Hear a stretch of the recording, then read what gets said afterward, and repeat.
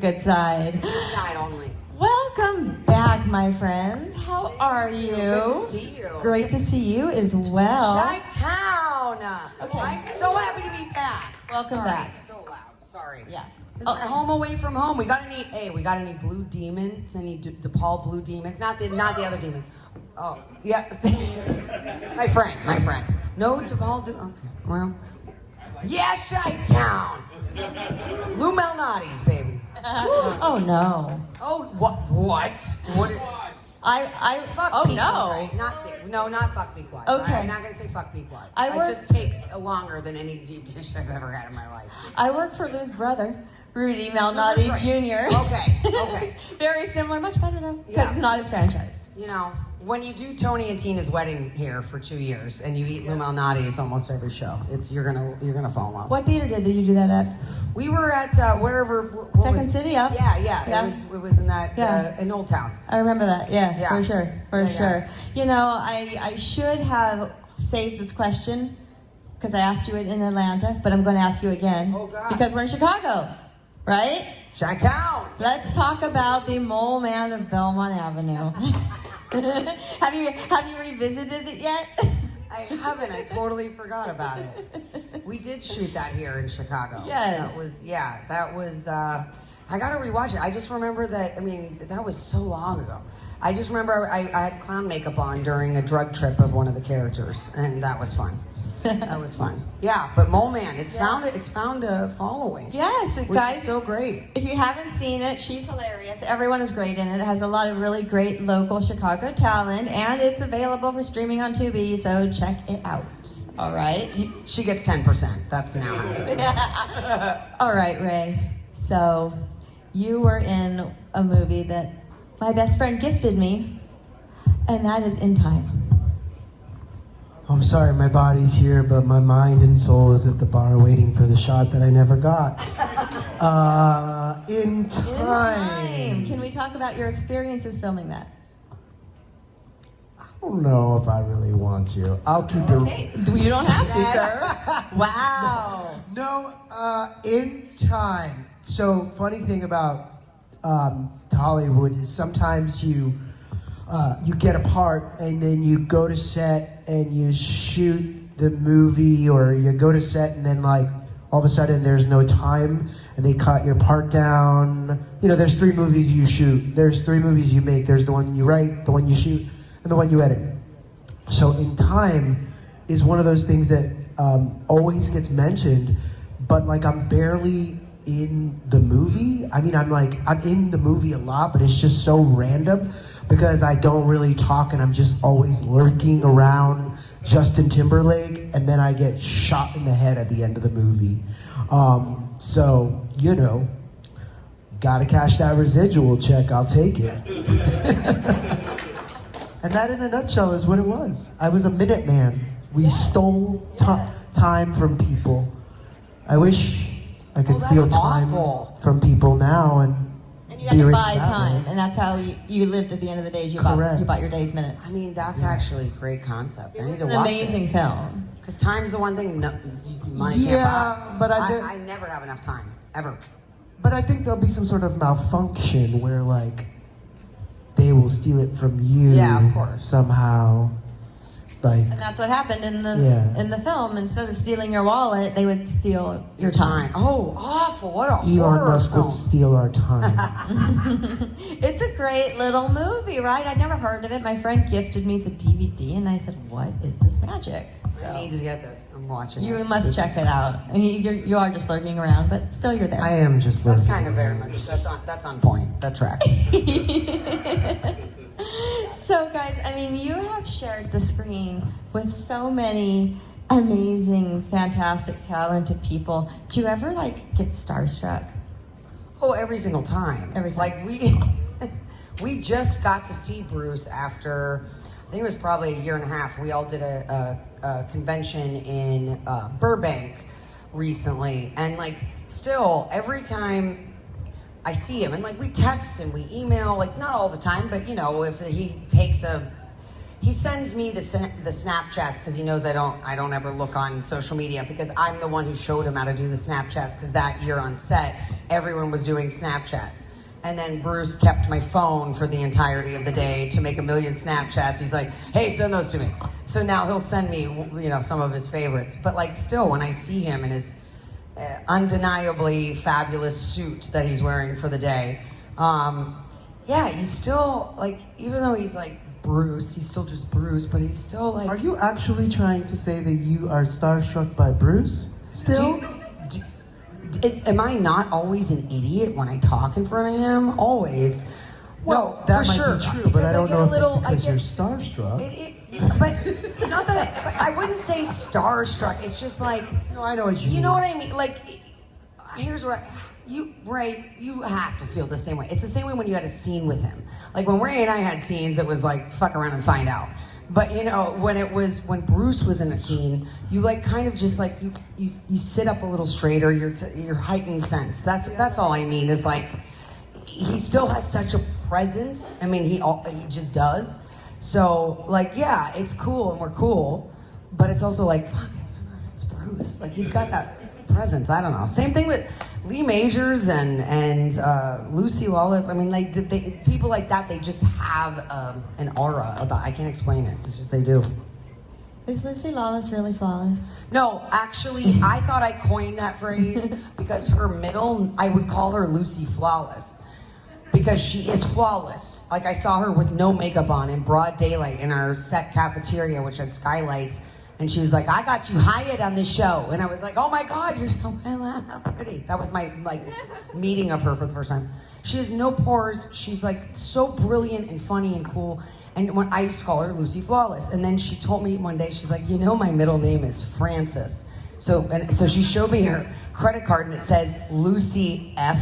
Lawless. And I'm like, oh my God, Lucy Flawless. And then I got attacked online. Every time I was like, oh, Lucy, I have a great scene with Lucy Flawless tonight in like season 2. And her fans, her Xena fans, which fairness I've never seen really, I don't think, full episode, but love it, great. She tried to tell me how to twirl the thing and I couldn't do it. Anyway, her fans were like, that's our name for her. And I was like, oh God, I'm so sorry. But her name really is like Lucy Flawless though. But yeah, so she is, and yes, she's all the things. She was fun. Wasn't she fun, Ray? She was so much fun. She's also married to the executive producer, so she could also kind of get away with a little bit more. She would kind of like, you guys, we would laugh. You would tell me too, like when you had scenes, like I just remember it was a scene like when you had to go, bing. What was I that? told you it wasn't because you were starstruck. What? What did you say? Lucy Lawless gave me the best piece of advice when it comes to acting. She said, care less, babe.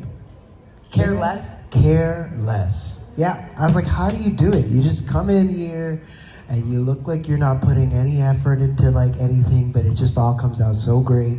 And she just said, care less. Yeah, that's great advice. I cannot. That's like the opposite of who I am. Ray and I were listening to like music to get us into scenes, and like whenever he had to be possessed or I had to be possessed, like we were like super in it, and like she was just like on Duolingo learning a new language, and then like just steps on and just bam does it. Yeah, it's very bizarre, right? Like I was just talking about this with someone because there's Leah. What's the name of the chick from Glee? Leah Michelle, right? There's this like rumor that she can't read or write, and I sing, so I tried. And Kiki Palmer was asked in an interview, like, have you ever seen her read? And she was like, oh, well, I guess I haven't seen her read. But then Kiki said, well, to be fair, on set, I don't think I've ever read a book on set. And I'm like, yeah, who the fuck has time to read a book on set? Like, people do it. There are certain people who do that. Ariel Carver O'Neill, who played Brandy, was reading a book on set because she like knew the whole script. And I'm like, look, so calm. I'm not mad about it, but it's like, fuck you. Like, we're sitting, He's mad about it. We're sitting here playing pretend, and you're like in another pretend universe in your mind while we're playing pretend as if like it's no effort, right? But I think it's I think it's just everyone's They're process. so prepared. Yeah, but they're also really good. I think care less is a great piece of advice. Right, that's what I'm Because saying. if you care too much, you like squeeze the puppy because you love it so much, and then you kill the puppy because you squeeze it because you love it so much. I want to do such a good job in this scene. It's like this. You know what? Here's how I would relate. If you guys ever had like a joke that you tell around friends or a funny story, and then you like add something because you're trying to make it funny, and it bombs. It's like because you're trying. You know, people laugh at you, or like if you're telling something funny, it's when you're just caring less. You're just telling it like it is. I think that's a good way to explain it. I made up a joke the other day. And Oh, God. I don't know if I actually made it up, but I think I made it up. Is this the one you told me at the table? Yeah. What did Urkel say to Diddy? What did Steve Urkel Say to- I don't think ever. What did Steve Urkel say to P. Diddy? What did Steve Urkel say to P. Diddy?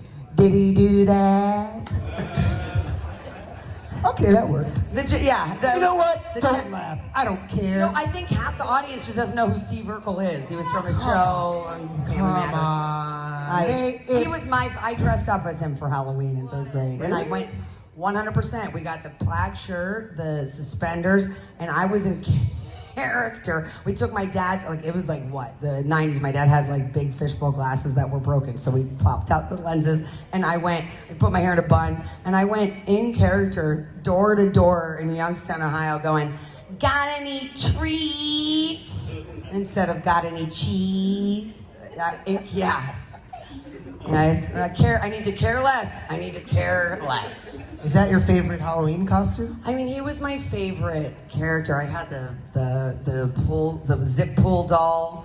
My favorite, I think that was my favorite Halloween costume. I think so. Well, until I did Amy Winehouse in 2007, and that kind of spawned a whole thing, a tribute band that I actually started and did it here in Chicago, and all the festivals, played House of Blues. So yeah, because I won a costume contest as Amy Winehouse in like 2000, like right as she was breaking here, 'cause she was already famous in UK, and I never won anything in my life, and I won $1,000 that I got taxed on. I think it was called The Apartment at the time. Is that a place? Okay, yeah. They had but it was like a bedroom in the VIP room. I forget, but. It was like North and Clybourne. Okay, anyway. Yeah, so I won, and so that was my second favorite costume, I guess. But yeah, childhood Steve Urkel, for sure. Wow. Any audience questions out there? Did we just blow through your whole question list that you're like, they just went rogue? No, but I want to make sure they all get their turn in, and I can just come back around. I can fill this whole hour on my own. No pressure if you don't want to ask. I got one right there. All right, he's ready. She's ready. Great. Start with you, sir. Okay, Ash Williams is famously stupid as a character. From Evil Dead 2 not being a remake, he was just dumb enough to go back to the woods. Like, is there anything that you, as an actor, like had to do to make this person look even dumber than he's like acting himself? Wait, did you just ask us, did we as actors have to do anything to make Ash look stupider than he actually is? Yes. I mean, I think the answer is no.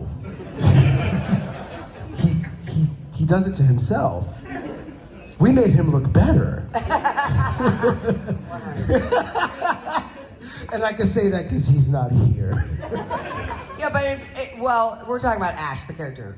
Spoiler alert, Bruce Campbell is actually really smart. He was also reading books that he would regale us on set, telling us that he loves old Hollywood. Someone fart? What is that? No. Oh. That sounds like... But he would like regale us with whatever story, and he's such a good storyteller. So is Sam. Like, they're the people that when they tell a story, you like, it's just so fascinating. There's a beginning, middle, and end, and it's great, it's funny, it's all the things. So he's really smart. Takes actually someone really intelligent to play a stupid person. That's a fact, because you have to know the timing and all that. But really, I mean, we're only as good as the writers, and the writers, anything they did to make him look extra stupid and make us look extra awesome. That's really the writers, to be honest. I barely talked on the show. That's not true. I mean, I'd be like,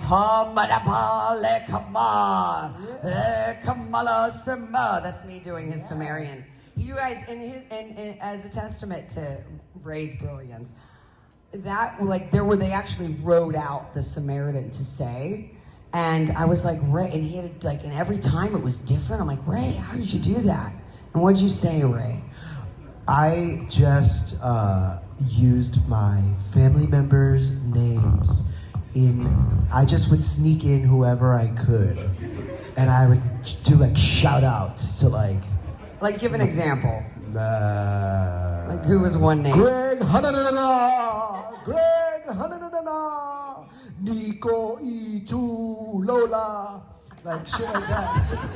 I tried it in my dressing room. It's so hard to do that, actually. Because then I was like, Jeremy Kanama. It doesn't work. He did it so good. You have to split it up, but but you were so. I think that actually takes a lot more brain power than you're making. I think it would have been easier to memorize the actual sounding out of the words. They would have a little bit of written down, and then the scene would be a lot longer.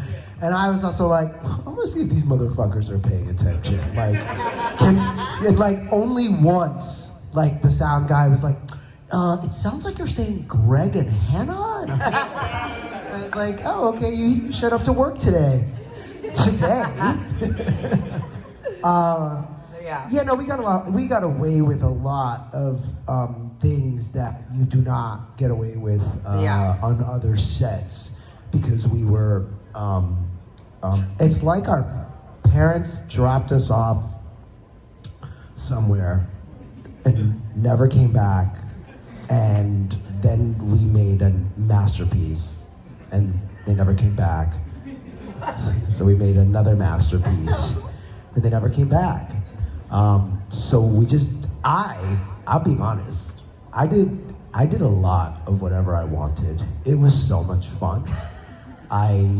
I would change things. You would. I would say, yeah. I would be you know what? I really think it would be really cool if I was levitating and maybe just flew across the room right here.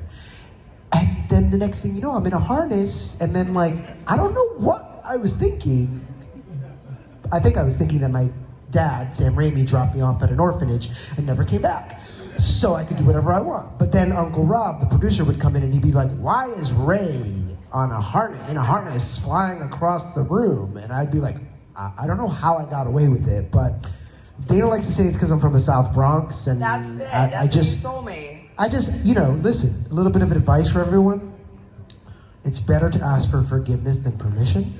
And I always ask for permission because I'm the firstborn good student. And he would somehow get his hands on the script. This is why the South Bronx comes in, because he told me, because that was kept tightly under wraps because they made it very clear that you could die any episode.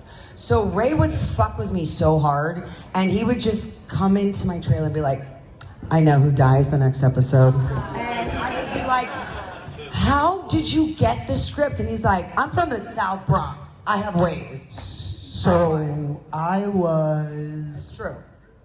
breaking into people's offices when they weren't there.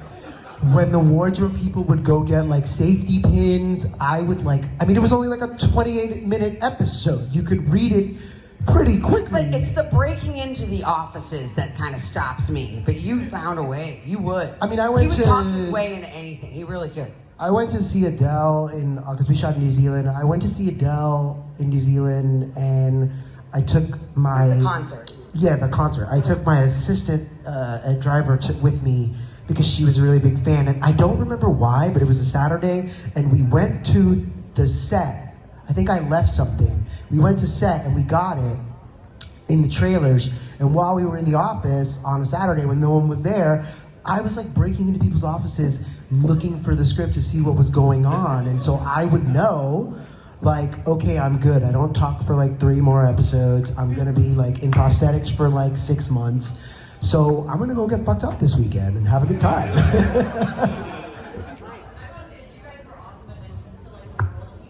Thank you.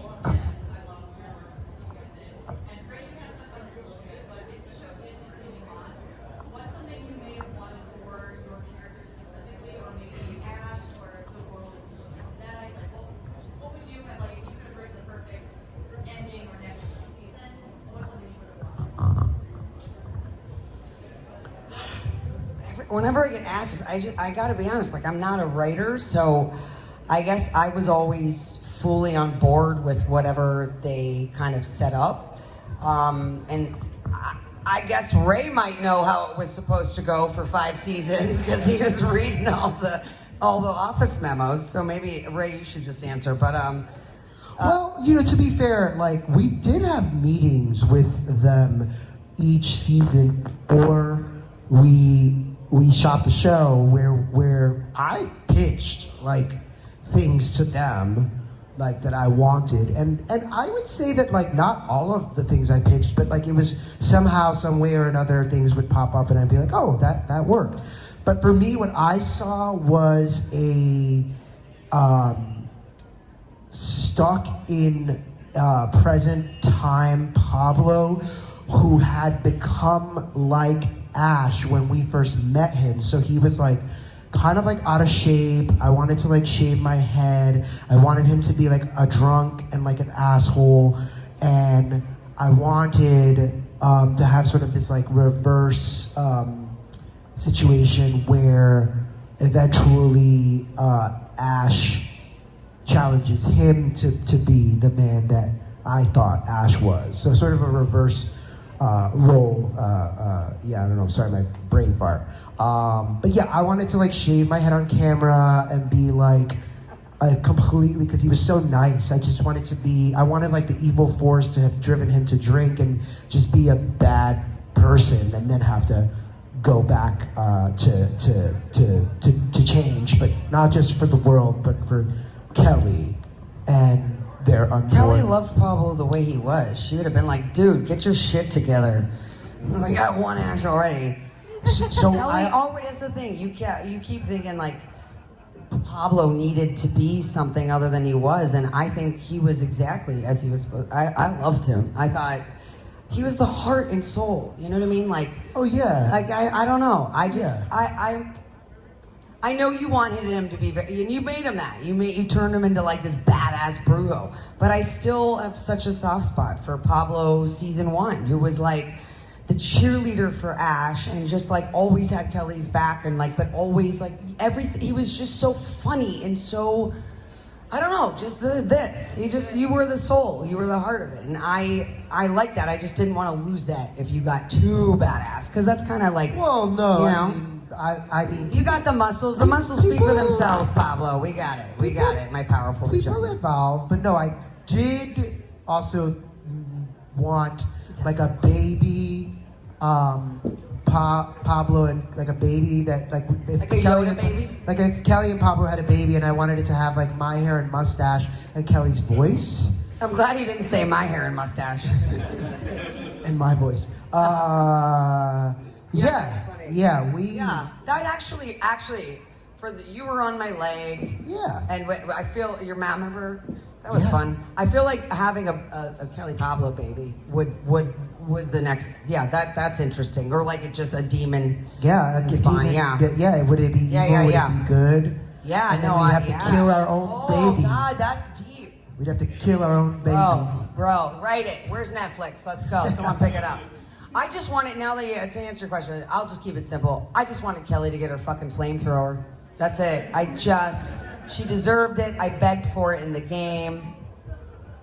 Well, there's still hope, guys. Yeah. Still hope for the future. She hasn't gotten it yet, but never say never.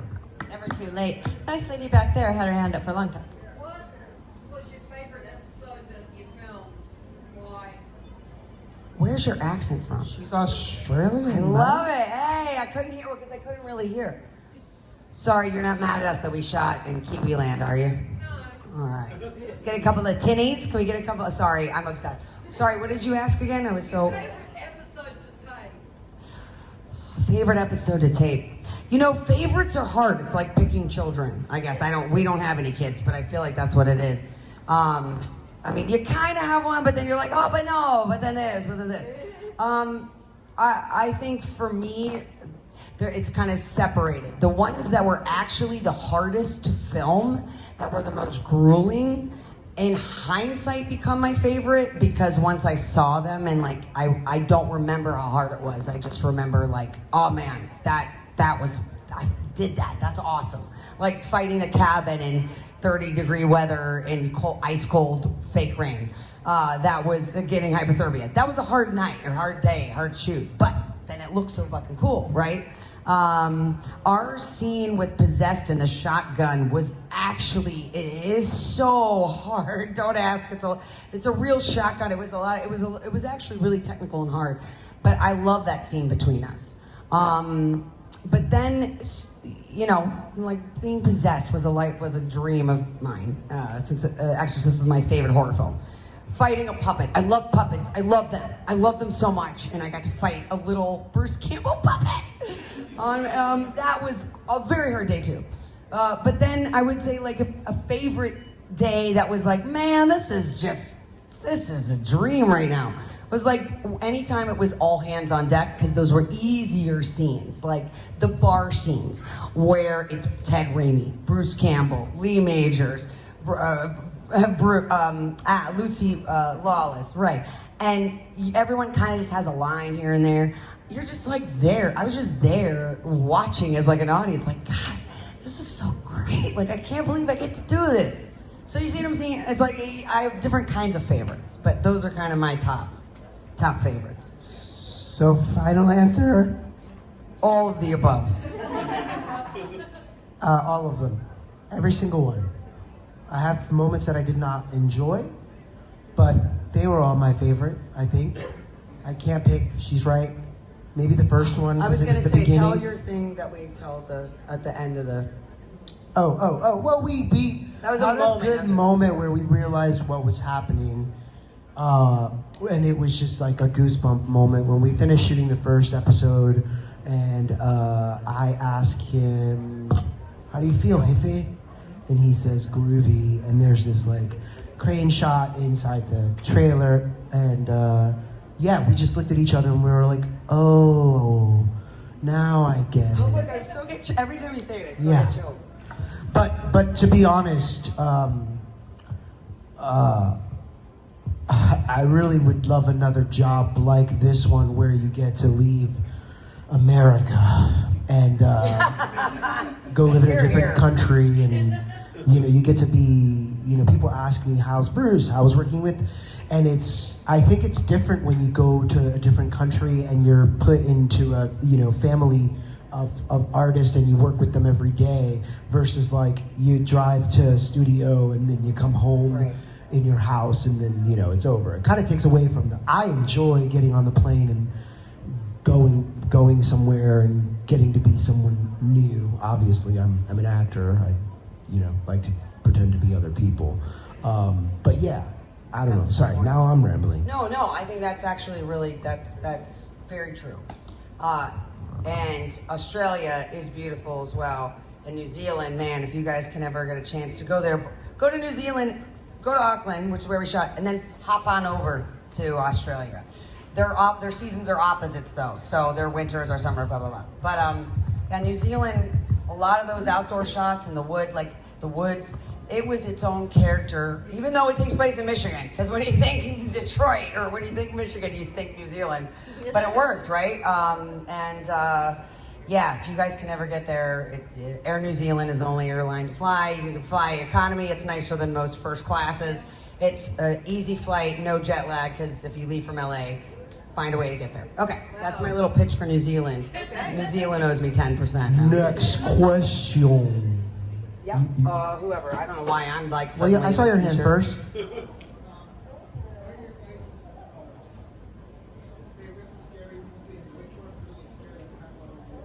Favorite scary movie? Which one really scared you? Exorcist was the first one I saw with my Italian Catholic parents, of course. But I was also fascinated because I was already a performer. I was 12 when I saw it, and they were like, Linda Blair was your age now when she filmed this, and I couldn't wrap my mind around that someone my age, when she filmed it, could do something like that. And my parents were like, oh, people were awful to her after. They really couldn't separate that she was, the devil. And I was like, my little 12-year-old brain, to this day, I still hold a candle for her. And that's why I always want to play Possessed, because I was like, she's being punished for being too good of an actor. I could never wrap my head around it.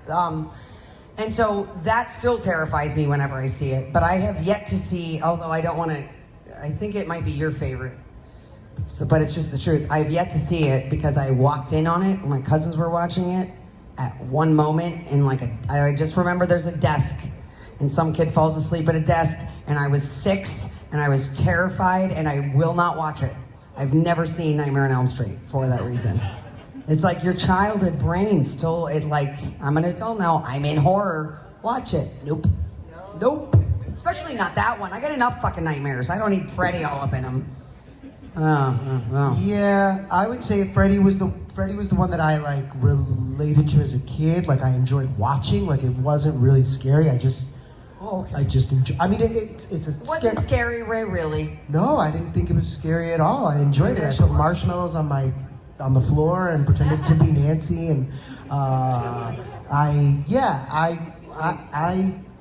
was a funny little kid. I used to drink perfume and pretend I would drink perfume bottles like if they were flasks and drape blankets around my body and doing dancing to Beethoven. How a 5-year-old knows to do that. And also, like, my grandma walked in and I put the bottle of perfume out the window as if I got caught drinking. It was so weird. Anyway, favorite scary movie. This is Nightmare on Elm Street, a movie called High Tension. And then I'm sorry, but I have to say, Terrifier is pretty, it's hard to sit through. The third one, I was in the movie theater and I was like, all right, I can't do this. But yeah, I mean, yeah, I'm excited about that one. Cool. I saw someone in the hair right there. Yeah, so this is kind of piggybacking on the question before, where you had mentioned that you'd like to film more internationally, and you both have a somewhat robust body of work, not just horror, but other genres. You're in Ninja Turtles, you're in a whole bunch of stuff. What exactly would you like to do more of, other than traveling internationally, film-wise? So for those of you who didn't hear, he said, what other kind of work would you like to do? Because he was just piggybacking on the question. So what kind of work would you like to do, Dana? I mean, I'd love to do a Scorsese film. I'd love to do or something like, I don't know if anybody watched the Penguin. I love Sicilian. I'd love to do a mafiosa kind of film. And I mean, it wouldn't hurt if I did it in Italy or Sicily. Wouldn't mind that. I'd love to do what's showrunner of White Lotus, Mike White. I'd love to do kind of one of those comedies. Love to do that. Also wouldn't hurt. Wherever they take us, I'd go to Sicily again. And I've always held a candle for Linklater. I like an indie sort of dramedy kind of thing I'd like to play. But I'm really not picky. I am available if there are any casting directors watching. I am not picky. I would actually also love to do Sesame Street, to be honest, from my childhood. So, yeah, I'll put it out there. Ray, what did you like? Wait, we have to. What did you want? Anything? I wanna have some more sex scenes. I would like to be a love interest. We're not really love interests much, just with each other. I mean, just because we were in the car together all the time, you were there. It was it was kind of incestuous. It wasn't really... Yeah. No, but I'm saying I haven't really had a lot of love. Oh, I see. You know what I mean? Yeah, it's because we're fucking ugly. No, sitcom, multicam sitcom. I had a little bit of I shot a pilot on a lot, and it's a completely different beast with having a live audience, and it just made me feel like, oh, I would really like to give this a go, because it's taking the two mediums of theater and TV and throwing them together, and you actually kind of feel that weird heart pounding, if you fuck this take up, it's gonna be in front of an audience, and you're not. So I'd like that challenge.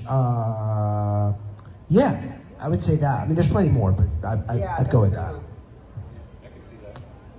Steve? Please talk about the Late Show, and do you have any stories, funny stories?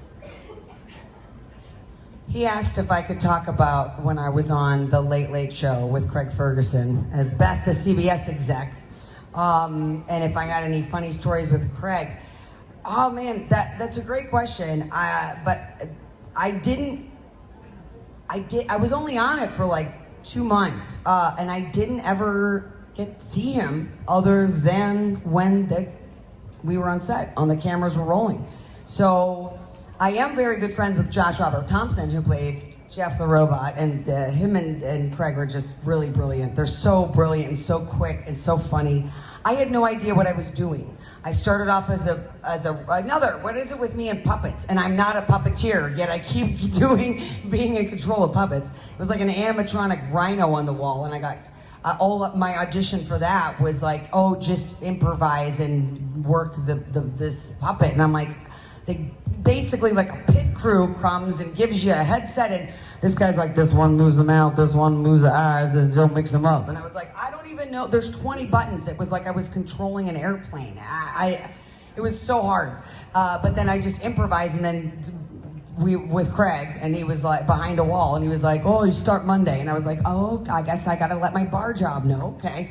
And then that lasted for a week, and he was like, I don't know what to do with you, but it's a little Pee-wee's Playhouse. It's a terrible accent, sorry. It's trying to do a little Craig, but he's like, but I want you on my show, I just gotta, whatever. So then they wrote the sketch, and as an executive, and that's all I was supposed to do. The end of the scene is I'm covered in water. This is before Evil Dead, by the way. Covered in water in a very cold 50-degree studio, and then I was just supposed to be done for the day. And then I'm soaking wet, and he's like, stay here and just keep yelling at me. And I was like, and they're like, and we're live in 5, 4. I was like, what the fuck? So I had no idea what I was doing any day, at all. I just was like, talk, don't talk. And he is such a genius, and him and Josh. So that's the only story I got. Is every day I was like, oh my God, because you're live, right? You know, you're not live, but you are taping it as if it's live. There's no redos. So yeah, and then he would just like ask me to dance. I was like, okay, I guess I'm dancing now. Like, I had no idea what I was doing. But it was a great like sink or swim, because that actually served me on this show, because I also didn't know what I was doing on this show, you know, and it worked because Kelly didn't know, and I kind of just was like, look, just figure it out, and that's it, and you know. Got time for one, possibly two more. Anyone over here? Yes. Any chance of a continuation of the series or spin-off? He asked if there's any chance of a continuation. We hope so. In fact, when I just saw Bruce, after a martini or two, I was like, you gotta put us in this next show. You gotta put us in this. And Ray was like, stop. Not how I put it. Oh, here. Oh, Yeah, he was, yeah. I'm back. He was like, don't, what are you doing? Because Ray's really good at that, and I blew it. She said, can you ask him? You're so good at it. Can you ask him? And I was like, okay, we were doing a con, and I was like, okay, well, it's Friday, so I'll ask him on Sunday. So if we see, you know, so, and then we went to dinner on Saturday, and at the table, Dana just took over and asked all the, and I was like, we had a plan. We had a plan. What happened? I was like, are we going to be in the animated series or what? I was just in between them, and I was like, He was like, what did you do? I was like, so look, we have made it almost embarrassingly clear that we are on board. I know that Bruce has told us, as well as he has made public, he has retired the live action role. right, but so did Cher. Correct. Like, Cher retired how many times? Correct. So Ray and I kind of hope and believe that there's gonna be some form of it. Hopefully before we are Ash's age. But yeah, I think there is an appetite for it. I mean, I know they're making another Evil Dead movie. But fingers crossed. And I think You know, here's what I can tell you. You guys who are the OG Evil Dead fans, from what Bruce and Sam said multiple times, you've heard them say it at Comic-Cons and in interviews, that you guys collectively pestered them for 30 plus years to make another Evil Dead. And what did you get after 30 years? Ash vs. Evil Dead. So you guys want another one. You gotta keep, when they do Q&As, I ask them, tell them, and let's see if in another 30 years we get Ash vs. Evil Dead 2. That would be good. But we're down. If I'm still around, I'm down. Anyone over here that has one more? No? All right. Last call for. Oh, okay. Since it's almost over, while you were in New Zealand, did you do anything Lord of the Rings, tourism or anything fun around the country? That was in South Island. We were shooting in Auckland, which is like San Francisco, Chicago, Seattle had a baby. So you're like in a city and it's super cool and it's like craft beer and awesome, the best food you're ever gonna eat. And then you like, they have islands where you take a ferry and you're going to vineyards and it's amazing. And then 20 minutes out is like what you think of with New Zealand, like the rolling hills and the sheep. South Island, I did get to go because I did Ninja Turtles and Sean Astin was there. And I go, I'm going to my, like it was third season. I said, where should I go in South Island? I've never been there. And he's like, go to Queenstown. If you get off the plane and do a 360 and get back on the plane, it's worth it. So I did. And I went with my that was Northern. I went to Mata Mata, which is Hobbiton. I was the only person in New Zealand who had not seen Lord of the Rings. Yes. I know. No, I know. Guys, it was just, it's built up. That's not true. Oh, you hadn't either. But did you go to Hobbiton and not see Lord of the Rings? So then this idiot, my boyfriend at the time was a huge Lord of the Rings fan, and I was like, they have an overnight thing, we can go camping.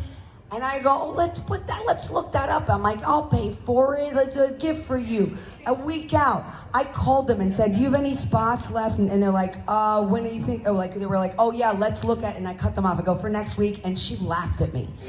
Yeah, I'm an idiot. They're booked for like 2 years. But I will say, that's why I'm gonna just pitch New Zealand to you guys again. Auckland is so cool and city and amazing. And Queenstown is like, to quote Oprah, she said it best. When God made New Zealand, he was just showing off. I think that's just the best way to describe it. Like, it's just, you're there and you're like, this isn't a real place. So yeah, I did go. I saw Mata Mata. I posed in a little Hobbiton doorway. And that's about it. But you should go. Going there, you'll be like, it's all the Lord of the Rings, all of it, and especially in South Island. I think we got one more. Let's do All right, one more. Anyone?